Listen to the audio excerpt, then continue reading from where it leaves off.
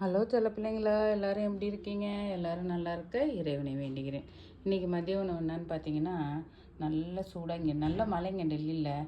அதனால் மழைக்கு இதமாக மத்தி மீன் குழம்பு, சின்ன வெங்காயம்லாம் போட்டு வச்சுருக்கேன். சுட சுட சாதம், அப்புறம் மத்தி மீனே கொஞ்சம் ஃப்ரை பண்ணி வச்சுருக்கேன். நான் நான்வெஜ் எடுத்துக்க மாட்டேனே, அதனால் எனக்கு பீக்கங்காய் போட்டு சிறுபருப்பு போட்டு கூட்டும் பொட்டோட்டோ ஃப்ரைவுங்க. இதுதான் இன்றைக்கி சாப்பாடு.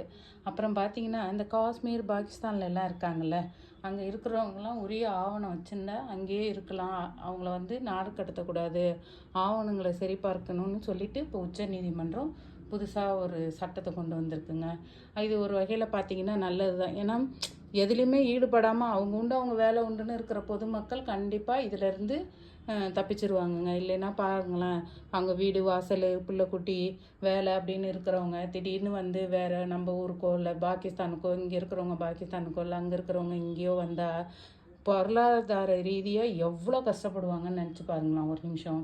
நம்மளுக்கெல்லாம் கடவுள் அந்த மாதிரி ஒரு சூழ்நிலையை கொடுக்கலன்னு நினச்சி கடவுளுக்கு நம்ம எப்போவுமே நன்றி சொல்லணும். பிள்ளைகளா, எல்லோரும் நல்லா இருங்க. வாழ்க வளர்க. பாய்.